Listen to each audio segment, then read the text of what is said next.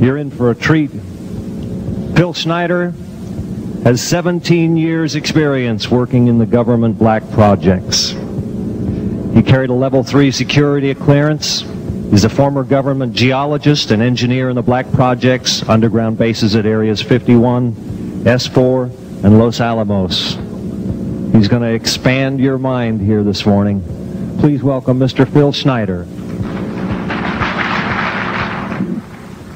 I'm Phil Schneider.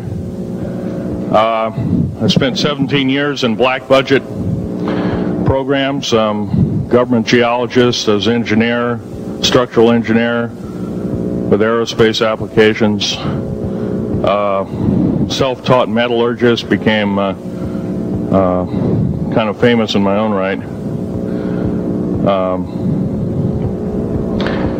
I basically would have a set of notes here, but they're unavailable in all this melee. Up here I have different artifacts explaining some of them are alien metals that have been produced both on this planet and the confines of outer space that are now used in all stealth aircraft.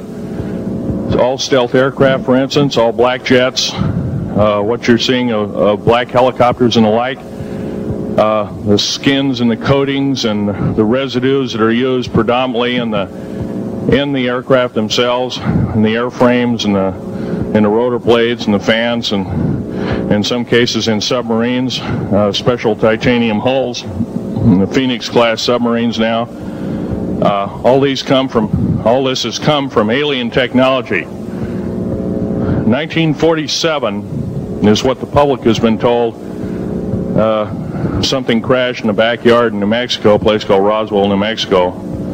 Unfortunately, that's what the public's been told. The military's known about the alien question for the better part of 70 years, and they first saw their glimpse of what was going on as early as 1909 in the American Southwest. Now, Army cavalry evidently were chasing some bandits, and they entered this cave. They were holed up in a cave, and what they found in there was flying discs and little gray guys and all kinds of weird things, and they didn't know how to explain that, and they wrote them down as best they could, and it's been in secret archives ever since. And it's up down by the Truth or Consequences area of New Mexico. Well, the alien thing is more than just what I'd call a non-visible threat. We on the surface, first of all information dealing with alien or alien reproduced technology or alien reproduced vehicles or any other kinds of things, well hidden from the American public. Our black budget, for instance, garners $1.023 trillion every 2 years. It's over $500 billion a year. Right now, there are 131 active deep underground military bases in the United States. There's 1,477 of them worldwide. Each one has an average cost of $17 to $19 billion. Each one is built in the site. It used to it'd take a year to 2 years to build each one, and now they're capable of building a couple of them a year with sophisticated methods.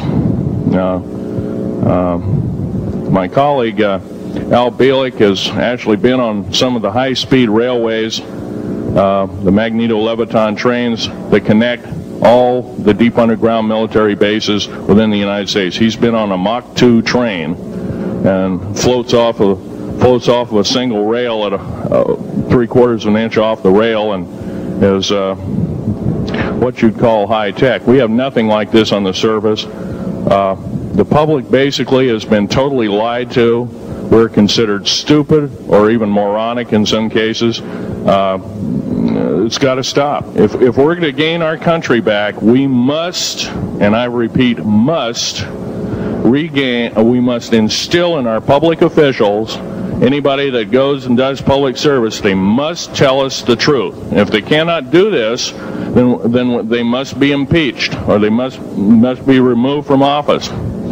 If this cannot occur, if the truth cannot totally come out, there are reasons for secrecy, for instance, but if the truth cannot totally come out, what's the use in us having anything called freedom?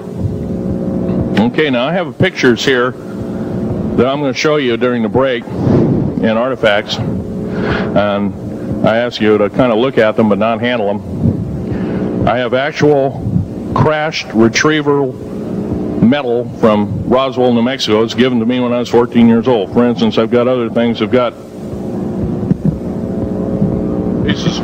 pieces of this piece of titanium, a special titanium alloy made for everything from the original SR-71 Blackberry. That's old hat now. F-117A is their old hat now. They're making a whole new class of hypersonic above Mach 5 aircraft that employ extremely modern charged particle beam weapons. They don't even use lasers anymore.